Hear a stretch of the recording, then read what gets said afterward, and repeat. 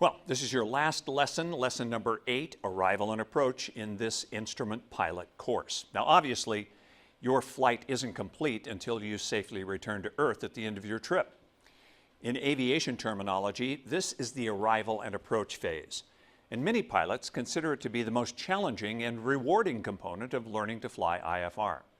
Now, we'll cover these specific topics for you. Stars, communications, terms and abbreviations, approach charts, radar approaches, visual and contact approaches, approaches from holding, missed approach, RVR, inoperative equipment, approach hazards, and closing the flight plan. Okay, lots to cover there. Let's get with it. First topic, stars. Back to your classroom and your instructor. Let's study the stars. No, not Hollywood stars, but the aviation kind. These stars are not the twinkly kind you find in the night sky, but rather they are the standard terminal arrival routes, or stars for short. Pilots and ATC recommend these to improve the orderly flow of incoming traffic. The approach and arrival phase of instrument flight is where all your skills and training come together as you approach the destination airport and land. You'll use specific instrument charts called approach plates to land at airports throughout the country. Now, to use these charts and procedures, we will learn how to read and interpret the information they present and how to apply the information while flying in the system. It all begins with a star, or standard terminal arrival route. When available, the star is a bridge between en route and arrival. Now, not all airports have a star. They are common at larger and busier airports, so let's take a look at them now. Stars are similar to departure procedures, or DPs, and they are used in the same way to reduce communications, clutter, and streamline the flow of traffic into an airport. Stars may be issued by ATC whenever it is deemed appropriate. Now, if the star is accepted, the pilot must possess at least a textual description of the procedure, and if declining a star, a notation must be made in the remarks section of the flight plan. By stating no star, it informs the controller not to issue one, as you most likely do not have a copy of the procedure in the cockpit. Here's a star close up. This dark line signifies where the star begins. It starts at the Action VOR and ends at the Creek intersection. After Creek intersection, ATC will vector you to the airport. With us in our studio today is an expert on aircraft approach, arrival, and aircraft icing, Tim Conroy. Tim, welcome. Thank you. Now, besides being an experienced instrument flight instructor, Tim has spent the better part of 22 years as an airline pilot flying a variety of Boeing jets for American Airlines. He's a graduate of Portland State University and has served in the Navy. Now, with more than 21,000 hours in a large variety of aircraft, Tim holds an ATP rating and is a flight instructor. He's now CEO of RAC Aviation Services, LLC. And his significant experience certainly makes him exceedingly qualified to cover such diverse topics as aircraft icing, as we mentioned, the approach procedures, and sound aircraft operation. Now, Tim, I'd like to tap into that expertise with a first question. As an airline pilot, is there ever a time you don't fly a star? Remember that a star is a standard terminal arrival route. It is made up of route segments and crossing restrictions. If there's any weather that puts itself in either the route segment, or if you have ice conditions along your crossing restriction, then deviations are warranted. Letting ATC know what you're doing, of course, it helps them, again, effectively meter aircraft and keeps them apprised of what's going on weather-wise as well. Let's take time now for a review question. Which is true regarding a star, A, B, or C?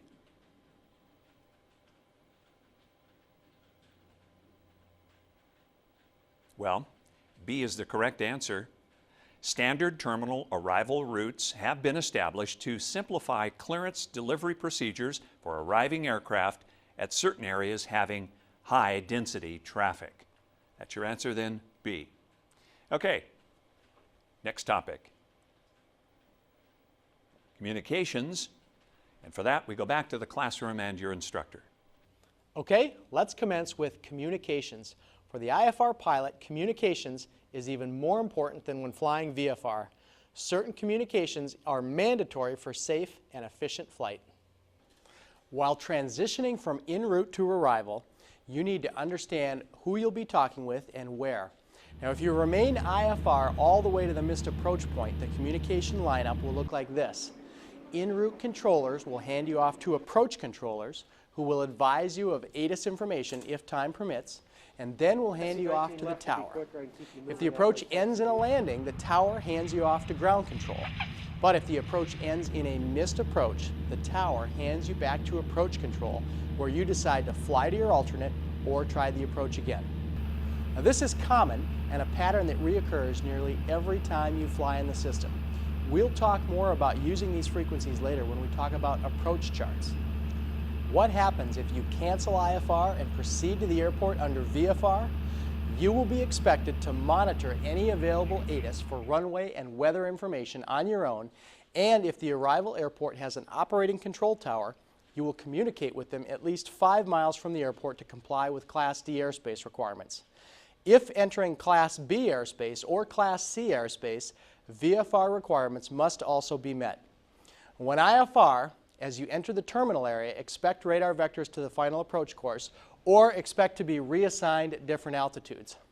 Now, climbs and descents should be made between 500 and 1,500 feet per minute, and if your aircraft is unable to climb or descend at 500 feet per minute, ATC must be advised. If you are being vectored to your final approach course, read back the clearance containing heading and altitude assignments. It is also important to remember while working with ATC, they express speeds in terms of knots indicated airspeed and only in 10-knot increments. Pilots complying with a speed request are expected to maintain that indicated speed within 10 knots, and if unable to comply with the request, they must advise ATC immediately of the speed that they will use. Sometimes it can be disconcerting, but a pilot might be vectored and about to pass through the final approach course. If this occurs, do not turn inbound unless an approach clearance was received. The pilot should maintain the course and query ATC. Controllers are required to advise you that they will be vectoring you across the localizer. Now, when cleared for the approach, you are only authorized for that particular instrument approach for an airport as long as the entire procedure is followed. If you are cleared for a specific procedure, such as cleared for the ILS runway 31 right approach, you must execute only that specific ILS approach. Now, what are some of your concerns as you transition from en route to approach? What does your cockpit look like as you gear up for the approach phase? How has icing affected your IFR operations? Well, as I leave en route Okay. and start to transition to the approach, I want to know what the terrain is below me. So I've got to have that aspect in my head, as well as the route segments. If I am not on a vectored route segment, I want to know where my descent points are, where I can leave an MEA to another route segment, altitude, and so on. Also, I want to try and gauge with respect to weather, icing conditions particularly, where I want to start my descent so that I can make my crossing restrictions, stay legal as far as that's concerned, stay out of the terrain, and minimize my exposure to the icing to the extent that I can. My cockpit was going to be set up for the approach. I'll have the frequency dialed in, I'll have the course dialed in, and then I'll have the approach chart out and basically using it as a checklist, starting at the top, frequency, identifier, course, minimums, and my little trick on my 182 I use before we transition to a glass cockpit on the 182 was to take a sticky and put the MDA or DH on the sticky and stick it right next to the altimeter. Very good. So I don't get, Yeah. so I have that set up already for me so I know where I'm going with the airplane. I also then come back up and take a look at the missed approach procedure, and in my head I'll have the first 2 points in my missed approach in my head so that I know where my missed approach point is, what I'm going to do after. And put on approach, Niner Golf Romeo is back with you, 3,000, and we're on the localizer, but still at 3,000. And Niner Golf Romeo, we cleared for the approach, sir? Niner Golf Romeo, for now, you are cleared ILS runway 22 approach. Just stay with me. Roger, I'll stay with you. Cleared the ILS, runway 22 approach, McMinnville, Niner Golf Romeo.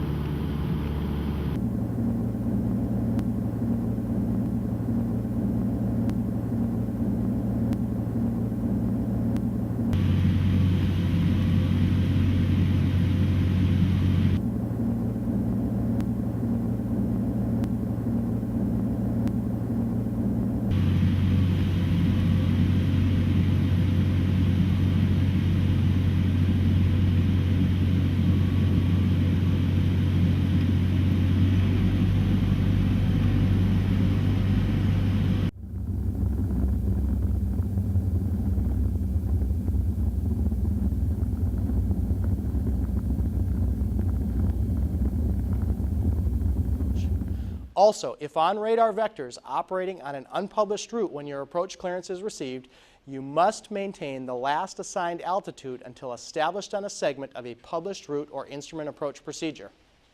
Now let's take a look at LASSO. And LASSO is an acronym for Land and Hold Short Operations. Now it's listed here in communications since you must know exactly what a controller means if LASSO is mentioned in a clearance. LASSO includes landing and holding short of an intersecting runway, taxiway, or some other designated point on the runway. The pilot in command has the final authority to accept or decline any land and hold short clearance. As a pilot, you need to become familiar with all available information concerning LASSO at your destination airport. Now, if you request to land on the full length of the runway, or to land on another runway, or to decline a LASSO clearance, you must promptly inform ATC. Now, we have 3 other points on LASSO. First of all, if you accept a LASSO clearance, you must adhere to it just as you would any other ATC clearance. Now, there is one exception. A LASSO clearance does not preclude a rejected landing. If you need to go around, you go around. Once you are on the ground, airport markings, signage, and lighting associated with LASSO consists of a 3-part system of yellow hold short markings, red and white signage, and in some cases, in-pavement lighting. All right, we have one question for you on communications. We're going to ask you to refer to a figure in a moment. Which frequency would you anticipate using to contact Regional Approach Control Acton to arrival? Which of these 3? Okay, we look at a figure here. We assume that our aircraft is coming in from the west. In the upper left-hand corner there, we see some frequency information. We zoom into that, and if the plane, in fact, is coming in from the west, the frequency 125.8 is the correct frequency, and that answer then is C to your question. Frequencies are shown in the upper left corner of the FAA figure, which we just looked at. Note that you must determine the direction from which you are approaching the regional airport to correctly select the frequency. Okay, we handled all that. Let's move to a new topic. Abbreviations and terms. Back into your classroom with your instructor. Let's briefly cover aviation abbreviations. Without abbreviations in the aviation vernacular, communications would come to a crawl.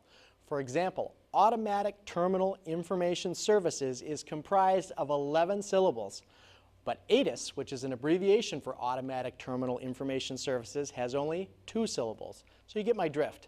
We need to learn the important ones. In this section, we'll cover some of the specific terms you must know to operate IFR. These terms and abbreviations are covered in the FAA Computer Testing Supplement provided to you. There is a list of definitions provided to you during the FAA Knowledge Test. Only about 58 abbreviations and terms are included, and only the important ones are covered in any depth. You can pause the lesson at any time if you want to study the terms and abbreviations in detail. The list scrolls down here alphabetically.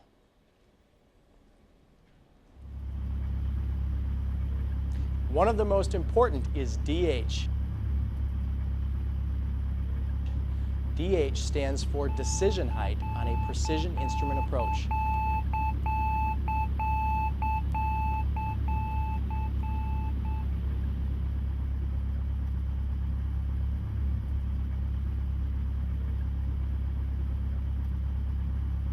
At DH, you either see the runway and land, or you do not and you execute a missed approach.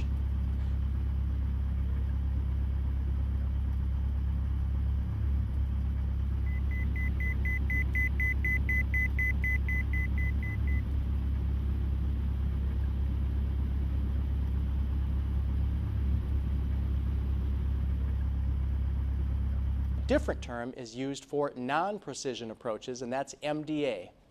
MDA is the minimum descent altitude, which is the lowest authorized altitude to a non-precision approach. And MDA is used whenever the descent profile is based on time or distance instead of an electronic glide slope. Another important term is FAF, which stands for Final Approach Fix. The FAF identifies the beginning of the final approach segment of an instrument approach procedure. The FAF for non-precision approaches is designated by a Maltese cross symbol. On precision approaches, a lightning bolt symbol indicates the FAF. If ATC directs a glide slope intercept altitude which is lower than the published, the actual point of glide slope intercept then becomes the FAF. The FAP stands for Final Approach Point, and it only applies to non-precision approaches with no designated FAF, such as an on-airport VOR or an NDB. It is the point at which an aircraft has completed the procedure turn, is established inbound on the final approach course, and may start the final descent. The FAP serves as the FAF and identifies the beginning of the final approach segment. The IAP, or Instrument Approach Procedure, is a series of predetermined maneuvers for the orderly transfer of an aircraft under instrument flight conditions, starting at the beginning of the initial approach and continuing to a landing or to a point from which a landing may be made visually.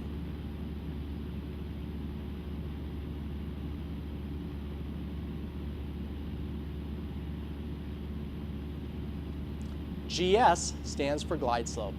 The glide slope or glide path provides vertical guidance for aircraft during approach and landing. Applying the glide slope angle and the ground speed to the rate of descent table gives a recommended vertical speed.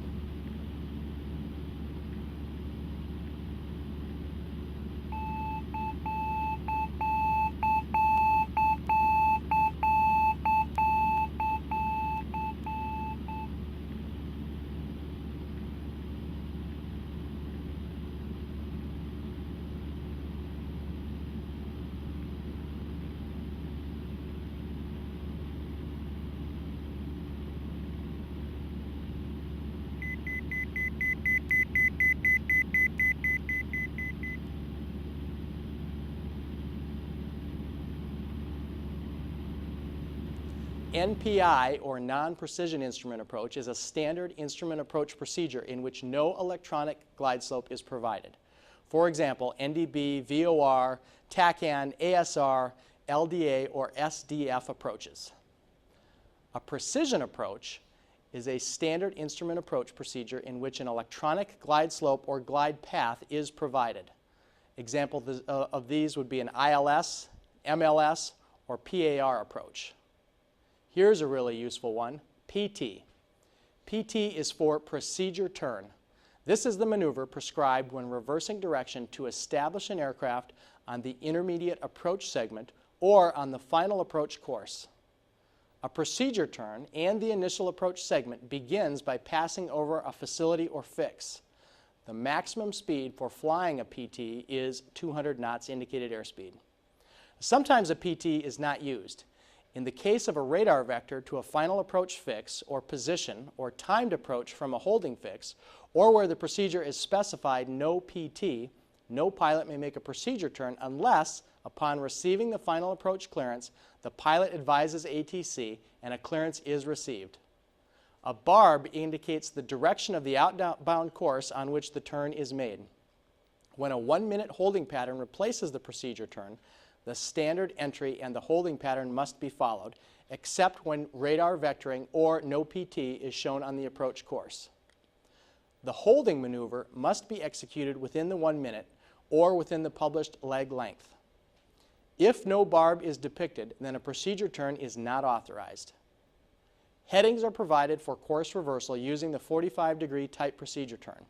However, the point at which the turn may be commenced and the type and rate of turn is at pilot's discretion. When a teardrop procedure turn is depicted and a course reversal is required, then this type of turn must be executed. A straight-in approach is one in which the final approach segment is begun without first having executed a procedure turn. Radar vectors to final are straight-in approaches. It may be followed by either a straight-in landing or a circle-to-land maneuver. Straight-in landing minimums are published when the runway alignment and the IAP final approach course are within 30 degrees of each other and will be identified by the letter S followed by the runway designation, that is SILS 34. The same IAP may furnish circling minimums for use to land on another runway other than the one aligned with the final course. These will be identified by the word circling, and no runway may be designated. The IAP final approach course may not be within 30 degrees of alignment with a runway. A IAF, or initial approach fix, is the point at which the procedure turn begins, or it can be any fix labeled IAF, identifying the start of the initial approach segment of an instrument approach procedure. An initial approach segment is between the IAP, IAF, and the intermediate fix, or final approach course. The intermediate approach segment is between the intermediate fix and the final approach fix. The final approach segment is between the final approach or missed approach point. The missed approach segment is between the missed approach point or at decision height and the missed approach fix at the prescribed altitude. A VDP is a point on a final approach course of a non-precision approach from which a normal descent from the MDA to the runway can be commenced, provided the pilot has the runway, lights, and landing environment properly identified. A sidestep maneuver is authorized by ATC to a runway within 1,200 feet of an adjacent parallel runway. You are expected to begin the sidestep maneuvers as soon as possible after the runway environment is in sight. An ILS stands for Instrument Landing System, and we see an example of an ILS right here. An ILS is a precision instrument approach which provides horizontal and vertical electronic guidance to the decision height. Good information covered on that topic. Let's move along to a new one. And that would be approach procedures. Join your instructor in the classroom. For many pilots, the ability to read and understand an approach chart is the most important single skill needed to fly an airplane IFR. This may be true because without that skill, the eventual approach and landing in IMC conditions could not be done safely. Now that we've learned a few acronyms, terms, and abbreviations, let's put that knowledge to good use and look into approach charts.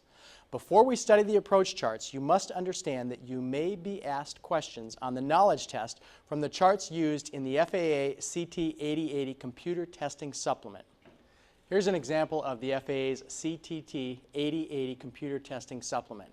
The new digital TPP airport diagrams from the FAA are currently used. Note that they are very similar. For this course, we will study the newer charts. The instrument approach procedure is also referred to as an IAP. These IAPs are used during the instrument approach. Some aspects are the same on every IAP chart. The IAP has specific design functions and objectives. It provides instructions and procedures for an orderly flight path to a successful landing, and it assures terrain clearance and runway or airport alignment during the approach. Now, the IAP has 4 distinct areas. Let's take a detailed look at an IAP here. Here on the top of the chart, we find the chart title. You can see that right up here, and it consists of the name of the approach and the runway heading. Now, the approach type is an important consideration since it defines the navigational equipment needed to fly the approach. If you have an ILS approach, you must be able to receive a localizer signal, glide slope, marker beacons, and VOR signals in addition to the regular communication radios. Here, you also note the location showing the airport name, city, and state. You can see that up here. This section on the approach chart is what we call the plan view, which is always the largest section showing an overhead view. Here's an example of the plan view right there. Now, the profile view shows how to fly the vertical descent. This is the profile view right here, and it shows how we fly the vertical approach to the airport. Now, the minimum section shows the visibility and descent limitations. We can see that section down here. And then the aerodrome data, also referred to as the airport diagram right here, provides useful information regarding the airport surface. Let's take a closer look at the plan view. We'll take a look at that right here. This is Riverside Airport in California. You can see radials coming from VORs to help identify points along the ILS feather itself, and here we have a holding pattern at the outer marker. There's a wealth of navigational information in a plan view. While we are looking at the plan view, consider the definition of straight in. If the approach is aligned within 30 degrees of the center line, the runway number listed on the approach chart, then it is a straight in landing. If it is not aligned within 30 degrees of the center line, it is not a straight in approach. However, this does not preclude a pilot from landing straight in if the pilot has the runway in sight. The plan view also lists communication frequencies data arranged horizontally from left to right in the order most likely used. The plan view also contains the MSA, or minimum sector altitude diagram. This is the obstacle clearance diagram showing safe altitudes of at least 1,000 feet of obstruction clearance over any obstacle in the defined sector within 25 nautical miles of the primary omnidirectional nav aid. The profile view shows a side view of the procedure.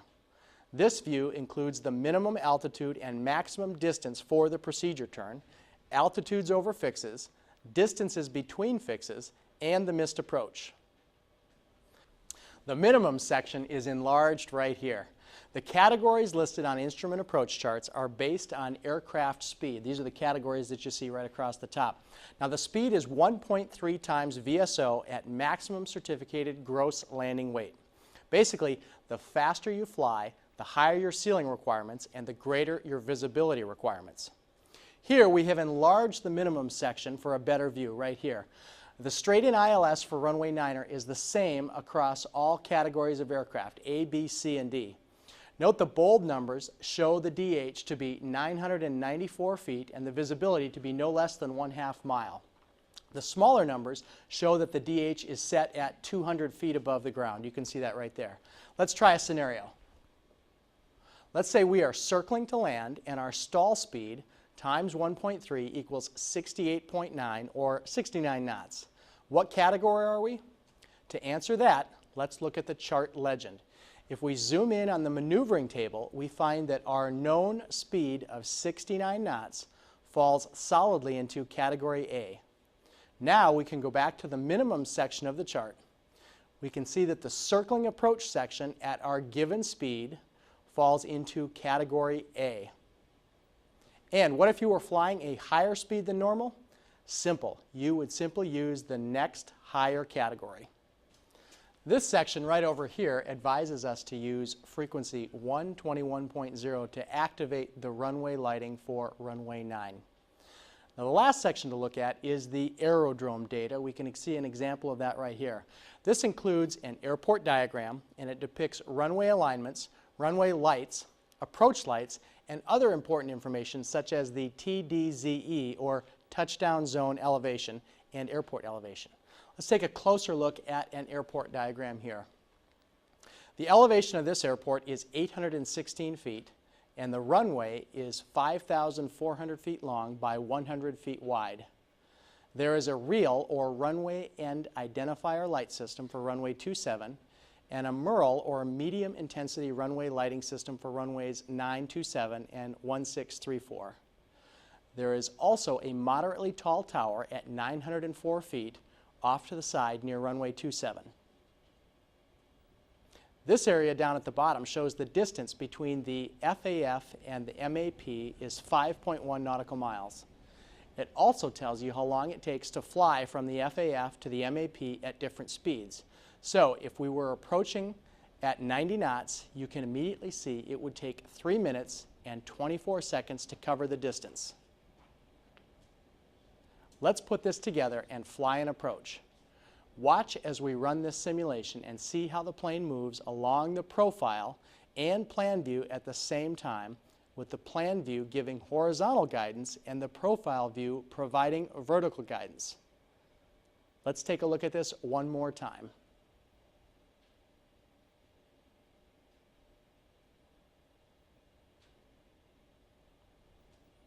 In a non-precision approach, the aircraft only receives horizontal guidance. Vertical guidance is provided by combining time and distance along a specific route. This graphic illustrates localizer coverage and course width. Note that the width, 10 nautical miles, the coverage is 35 degrees of the straight-in approach course, and when within 18 nautical miles out, the coverage is just 10 degrees of the straight-in approach course. Now, here are the 4 ways in which to fly a circling approach. We can see some of those examples right here. First, there is the downwind entry, there's the dogleg entry, the crosswind entry, and finally the parallel entry. Now, a circling approach can be flown so long as the pilot has a clear view of the runway and the runway environment during the circling maneuver. Let's take a closer look at approach segments. The initial segment helps position the aircraft for the approach. The intermediate segment sets the aircraft on this particular approach to fly the procedure turn to realign inbound. The final segment takes the aircraft from the FAF to the missed approach point. The missed approach may be executed at any time from the final segment. Here we have an aircraft poised to fly the approach. The first step is to fly to the IAF, in this case the outer marker. Arriving at the IAF completes the en route transition, and the aircraft is now configured for landing. Also, the pilot is guaranteed 1,000 feet of obstacle clearance. Now let's look at an aircraft flying a procedure turn with this example you see right here. The procedure turn is used for 2 purposes, to reverse course and to lose altitude, and it must be done at or below 200 knots maximum speed. Here is additional information on some procedure turns. Let's look at a standard procedure turn first. You can see that right here. See this barb with these headings? You see that right here? Those headings instruct the pilot to fly 33 degrees outbound and 213 degrees inbound on the approach. A teardrop pattern can also be used. Here, in this particular example, the aircraft departs the locator outer marker on a heading of 067 until crossing a particular radial, then turning to form the teardrop shape and fly inbound on the 277 degree heading. Now, we also have a standard holding pattern that you can see right here, which is useful for aligning the aircraft with the final approach course at just the right altitude. There are no procedure turns while on radar vectors, or when holding at a final approach fix, or when specified by no PT on a chart. Now let's take a look at the intermediate segment shown here, which begins at the end of the procedure turn, aligns the aircraft with the final approach segment, and provides at least 500 feet of obstruction clearance. Now, here is the final approach segment we see right here. Here's a close-up of the final approach segment down here. It starts at the final approach fix at the top of the glide slope and goes down to the missed approach point, or MAP. The aircraft is preparing to land and is guaranteed between 190 feet and 350 feet of obstruction clearance. There are 2 ways to show a final approach fix on a chart. First of all, a precision approach is shown with this lightning bolt symbol right here, and a non-precision approach uses a Maltese cross symbol like we see right here. Remember, a missed approach is also part of the approach procedure. It starts at the end of the final approach segment, which is decision height on a precision approach. For non-precision approaches, the missed approach is initiated at a specific time or distance. At the missed approach point, the pilot must decide, land or fly the missed approach. Well, we have several review questions for you on this topic. Our first one, we're going to ask you to refer to a figure in a moment. How many initial approach fixes serve the VOR DME runway 27 right Billings Logan approach procedure? Which of these 3 is correct? Well, let's go to our figure. Zoom in a little bit there. Let's count them up. We have 1, 2, 3, 4 IAFs. We go back to our question, and the answer then is B. The initial approach fixes are identified by IAF, and there are 4 for this approach procedure. All right, another question. Again, referring to a figure, how should a pilot reverse course to get established on the inbound course of the ILS runway 9 if radar vectoring or the 3 IAFs are not utilized? Which of these 3 is correct? Well, we move to a figure which shows us the information we need. Here's our approach and our holding pattern. We refer to the figure. The answer is B. Make an appropriate entry to the depicted holding pattern at Swan Lake OM INT. Now, a procedure turn need not be established when an approach can be made from a properly aligned holding pattern. In such cases, the holding pattern is established over an intermediate fix or a final approach fix. The holding pattern maneuver is completed when the aircraft is established on the inbound course after executing the appropriate entry. All right, moving along to yet another question. Again, referring to some figures. At which indication or occurrence should you initiate the published missed approach procedure for the ILS runway 6 approach, provided the runway environment is not in sight? Which of these is true? Okay, again, our figure, ILS runway 6. We zoom into the ILS runway 6, as you can see on the left there. 374 feet is our answer. So when we go back, answer A is correct. With respect to the operation of aircraft, decision height, or DH, means the height at which a decision must be made during an ILS, MLS, or PAR instrument approach to either continue the approach or to execute a missed approach. The DH for the ILS runway 6 approach is 374 feet MSL. Again, answer A. And another question.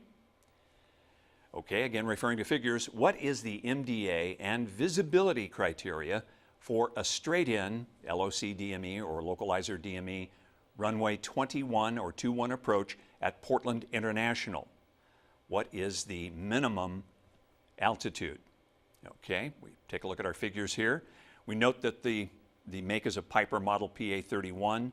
The VSO is 77, so our minimum approach speed, multiplying 77 times 1.3 gives us 100.1 knots. We want to find out what category aircraft we're in.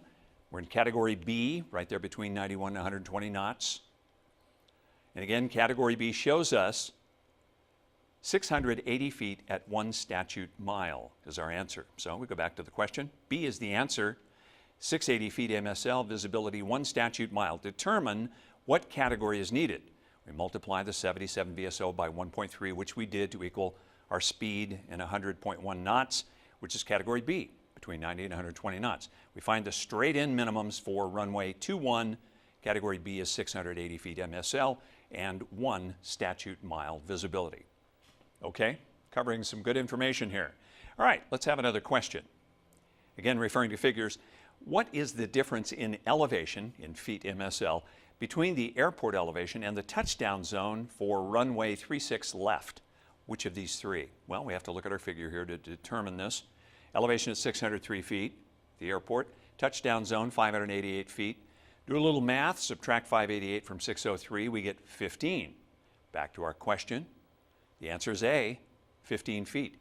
The airport elevation, of course, we did the math here, 603 feet, took away our touchdown zone in feet of 588, the difference being 15 feet. There you have it. Okay, new topic. Moving down to radar approaches. And let's get you back into your classroom. It's time to review the radar approach. Although not used much since the advent of GPS, radar approaches can be a blessing. Sometimes when your navigation radios are on the fritz, the only safe approach is a radar approach. Now there are only 3 requirements. 1 is an operating radio, 2 is an airport with a radar surveillance approach facility, and 3 is the ability for the pilot to follow directions precisely from ATC. Radar approaches are not something that you commonly do as an instrument pilot, but they are a terrific life-saving tool that can be used in case of an emergency. Let's take a look at them now. An airport surveillance radar approach is generally used in the case of an aircraft or system malfunction. The ASR approach has ATC provide range and azimuth information and is considered a non-precision approach. It requires a trained controller and an airport with radar. The controller will vector the aircraft to the final approach course and then provide azimuth guidance and inform the pilot of the aircraft's range from the runway. The pilot also will be advised of MDAs and told when to begin a descent, and also will be informed when they are over the missed approach point, or MAP. If the pilot makes a request, the controller can provide recommended altitudes for each mile on final. You don't typically use this at the end of a long flight, but an ASR can help you land safely if needed. Now, where radar is approved for approach control service, it is not only used for airport surveillance radar, but also precision approach radar approaches, and is also used to provide course guidance to the final approach course and for monitoring non-radar approaches. Airport surveillance radar, or ASR, is a non-precision approach. ATC vectors the aircraft to the final approach course, providing azimuth guidance, range from the runway, the MDA, when to descend, and when over the MAP. Precision approach radar, or PAR, provides elevation or glide path guidance in addition to azimuth and range information. Now, occasionally, a no gyro radar approach may be provided as well. A no gyro approach is where the controller provides information on when to start and stop your turns. In a no gyro approach, all turns are executed at standard rate, except on final approach when they are executed at half standard rate. Again, this is not an approach you normally fly at the end of a day, but is something you need to know in case of an emergency. Radar service is automatically terminated upon completion of the radar approach. You are authorized to use any radar IAP for which civil minimums are published. Again, as an airline operator, how often are you flying a vectored approach as opposed to, say, a full approach? Well, in the lower 48, we're pretty lucky. We have good radar coverage through the lower 48, even including mountainous terrain to a certain extent. Places like Steamboat, Vail, you will do a vectored approach onto the initial approach segment, but after that, while you're on the segment, you may lose radar, but you won't have to do the full procedure in a lot of places. In general aviation airports, you may have to do a full procedure in some mountainous areas, but as far as airlines concerned, it's mostly vectors. Time for a review question. Where may you use a surveillance approach? Which of these three, A, B, or C?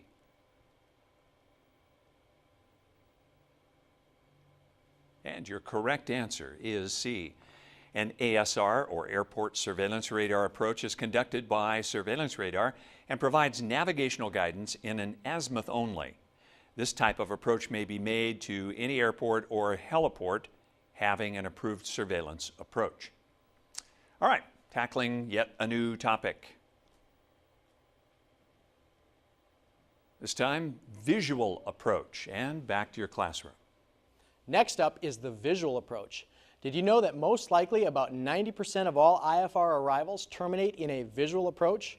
This normally occurs when on an IFR flight plan and the destination is either marginal VFR or better. That's right, Josh. That's been my experience. Rarely do IFR approaches terminate in IMC conditions, much less result in a missed approach. For this reason, understanding the visual approach is a central factor in IFR operations. For the visual approach, visibility must be 3 miles or greater at the destination, and the ceiling must be at least 500 feet above the MVA, or minimum vectoring altitude. As a pilot, you aren't typically aware of the MVAs because they are an altitude used by controllers for vectoring aircraft. In addition, the landing airplane must have either the preceding aircraft in sight or the airport itself and remain in VFR conditions throughout the procedure. There's more on visual approaches. If only one missed approach procedure is available, the following conditions are met.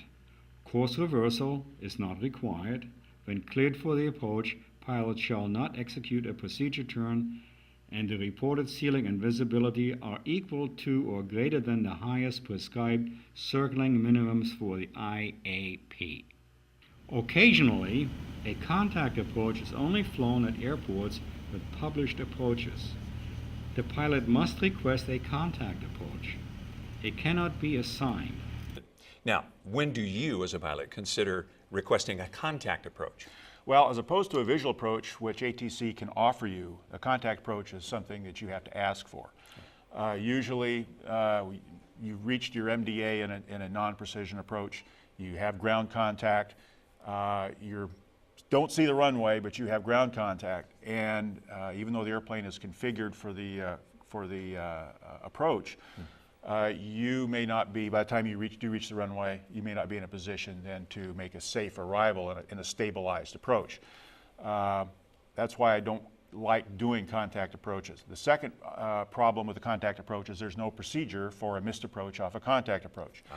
Let's say, for example, that you have left your MDA, you're maneuvering around a range shaft, another range shaft has come over your airport, and you've lost your situational awareness, and again, you've arrived at your airport maybe too high to do a stabilized approach. How do you miss? There's no really a missed approach procedure for that. So, to get a contact approach, the pilot must remain clear of clouds and have at least 1 mile visibility from the cockpit, and must also believe the aircraft can continue to be flown to the runway under at least these conditions and remain clear of clouds. Only the pilot can make these determinations from the cockpit. Controllers cannot make these decisions for you. All right, let's kick it back over to Matt for another FAA test question. Back for another review. This question: a contact approach is an approach procedure that may be used when? Which of these three is true and correct?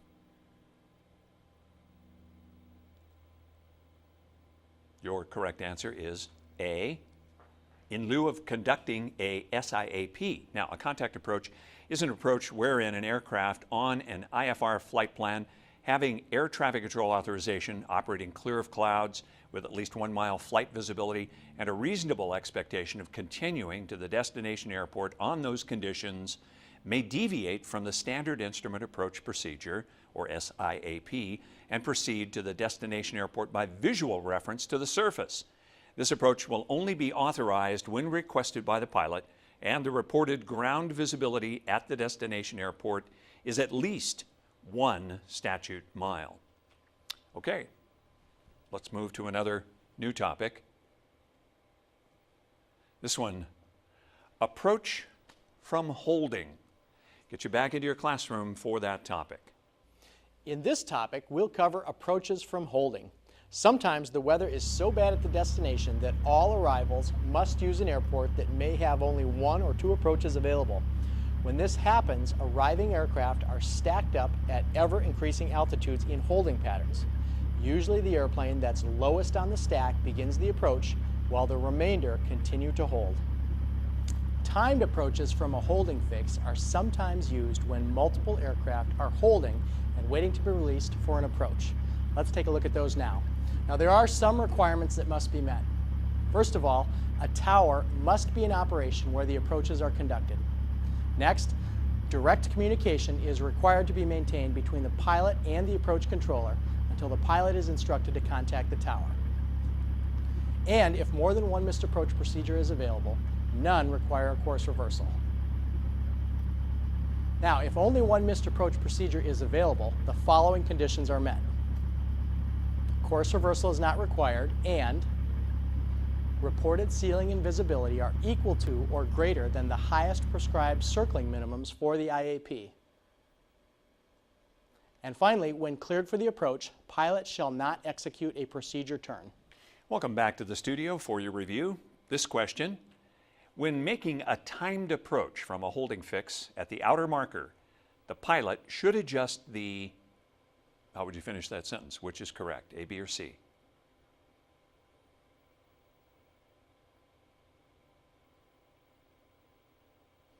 Well, your correct answer is C.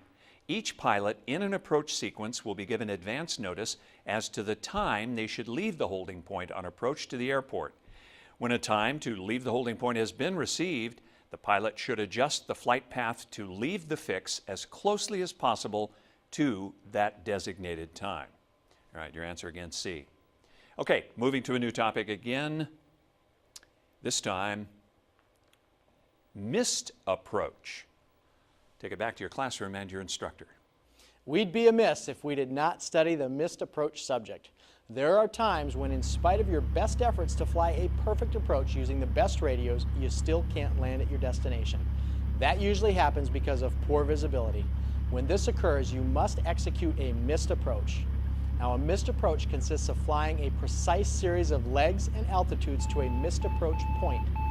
At that point, the pilot has the option of trying the approach again or proceeding to the alternate destination. The missed approach segment is a key tool to flying instruments safely and must be committed to memory. If you do not see the runway landing environment at the critical deciding moment, you can quickly and easily initiate the published missed approach procedure, maneuvering the aircraft safely away from the ground and any obstacles. The missed approach segment provides a specific flight path and altitude to fly and will return you to a point where you can decide if you're going to try the same approach again or proceed to an alternate airport. But when do you start the missed approach? Well, let's say you make an early decision to fly the missed approach. In this case, you must continue at or above the minimum descent altitude or the decision height until you reach the missed approach point, and then you can execute any turning maneuvers associated with the missed approach. Now, let's say you are circling to land and visual contact is lost. How do you fly the missed approach then? Well, you make an initial climbing turn towards the approach runway and continue the turn until you are established on the missed approach course. Now, aside from not seeing the runway environment, what are some reasons you might decide to execute a missed approach?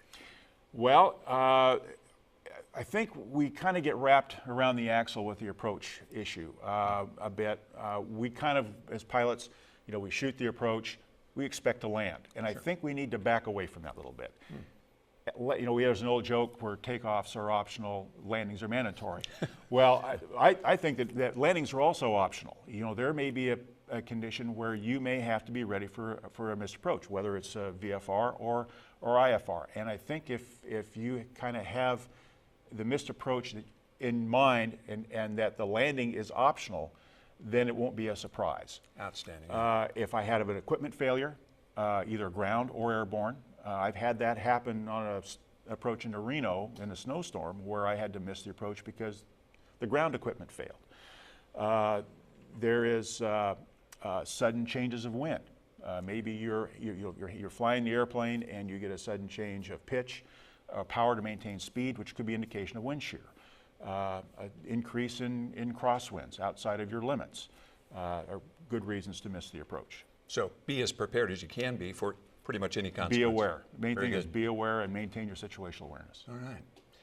Okay, taking time again for another question. If an early missed approach is initiated before reaching the MAP or missed approach point, the following procedure should be used unless otherwise cleared by ATC. Your answer is A, B, or C, which is correct?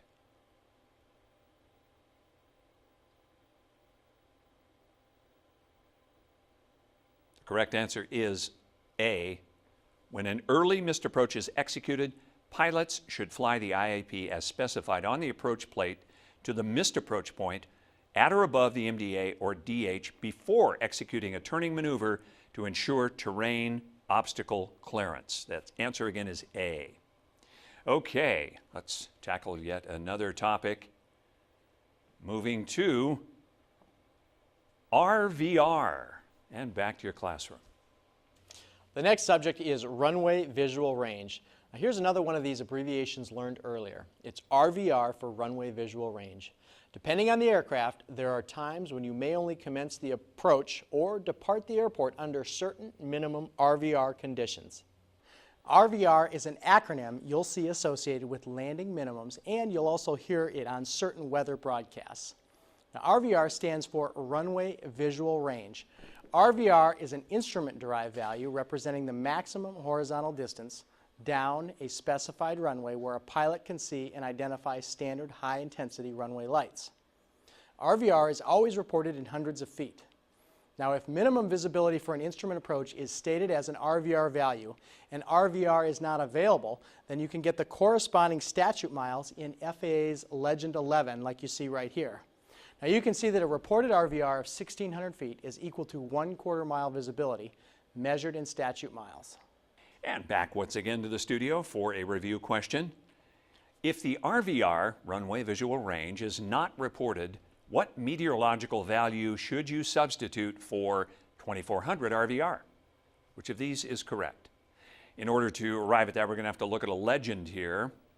And we can zoom in, as we do, and show that, in fact, 2,400 feet RVR is a half statute mile visibility. Go back to our question, which one's correct? C. Use the RVR meteorological visibility comparable values in the FAA Legend 11 to convert RVR feet to visibility statute miles. 2400 RVR can be substituted for a ground visibility of 1/2 statute mile. Okay, next topic. This one, inoperative components. We'll take you back to the classroom now. Let's continue with the study of inoperative components. Remember Murphy's Law? There's a saying amongst pilots that it is a rare day when every single component in or on the aircraft is working simultaneously. Well, the FAA understands this and prescribes certain procedures when dealing with inoperative components. And what do we need to know about inoperative components? Well, normal approach minimums with all ground equipment in operation are as published on the approach charts. However, if a ground component or visual aid is out of service or not used by the pilot, the minimums may be raised. Now, if more than one component is inoperative, the larger of any two minimum adjustments is applied. Now, we can find this information shown here in Legend 22 provided by the FAA, highlighting how this information is displayed and might apply. Sometimes it pays for the pilot to think of all possibilities rather than just accepting the published minimums. As an example, if an outer or middle marker is inoperative, a compass locator or precision approach radar approach could be used as a substitution. Well, time for another question. Which of these facilities may be substituted for an MM or middle marker during a complete ILS IAP? Which of these facilities may you substitute? Correct answer is B, compass locator and precision radar. The basic ground components of an ILS are the localizer, glide slope, outer marker, middle marker, and when installed for use with Category 2 or Category 3 instrument approach procedures, an inner marker. A compass locator or precision radar may be substituted for the outer or middle marker. All right, that's your answer, and we have a new topic. This time, hazards on approach. We'll get you back into your classroom for that topic. Next up are hazards on the approach. No two airports have exactly the same approach procedure. Some use an ILS, others have a VOR DME approach, while yet others may only have a circle to land NDB approach. And when considering safety, the ILS approach is the gold standard. Circling to land in a dark night over an airport located in the mountains ranks near the top when contemplating hazards on approach. The two hazards during an approach and landing do not have any direct relationship to IFR flight, but you must plan for them for any flight. Now, these two are hydroplaning and wake turbulence involving wingtip vortices. And while you're familiar with these from your private pilot days, we'll refresh your memory on them here since they do apply to instrument flight as well. Rain, snow, and sleet can make a truly interesting IFR flight, but they also cause hydroplaning just when you think the flight is safely over. The most likely conditions for hydroplaning occur when standing water or slush is present on a runway with a smooth texture and the landing aircraft is still moving at high speed. The best way to prevent the possibility of hydroplaning is to apply moderate braking after the wheels have a chance to spin up, and if you have an anti-skid system in your aircraft, make sure to turn it on. Now, you are less likely to think about wingtip vortices and wake turbulence when you are completely focused on shooting an approach through the clouds, but they are still there, waiting for the unwary pilot. Remember, the strongest wingtip vortices are generated by airplanes that are heavy, aerodynamically clean, and flying slowly. Now, these are just the types of aircraft you might expect to see taking off in front of you as you are breaking out of the clouds and completing an ILS approach. These vortices drop lower than the generating aircraft and can move laterally across the ground. Now, this means you must think about the possibility of wingtip vortices laterally traveling into your landing path from a parallel runway where a larger aircraft just departed. Now, if there is a crosswind, the wind can hold one of these laterally moving vortices from a plane departing in front of you right over your landing runway. This means if you break out on an approach and see a jet landing further ahead of you, plan to land past the jet's point of touchdown to avoid any vortices. Taking off, you want to lift off prior to the departing aircraft's point of rotation. In closing, why don't we study closing the flight plan? Unlike when on a VFR flight plan, which generally requires actions by the pilot, such as radio transmissions to ATC or a phone call, IFR flight plans are usually closed by ATC upon arrival at the destination. However, as in most rules, there are exceptions, for example, when landing at a non-towered airport when completing an IFR flight plan. Now you've had a safe, successful flight, your passengers are happy, and you're patting yourself on the back for a job well done as you taxi to the ramp. But now is not the time to forget to close your flight plan. Now if you landed at an airport with an operating control tower, they will close your flight plan for you.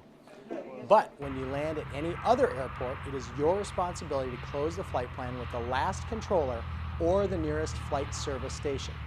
Now, these are the same flight service stations providing airport advisories at non-towered airports.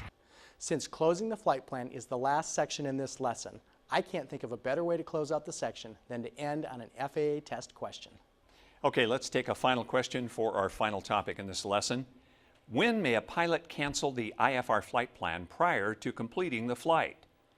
At which time, A, B, or C?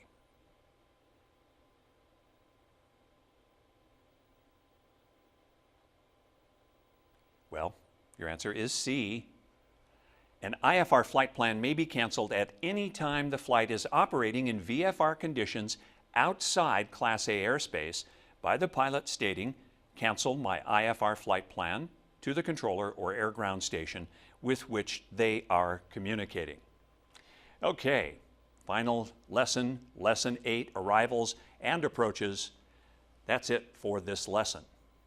Now we have closed out this section on approaches and arrivals.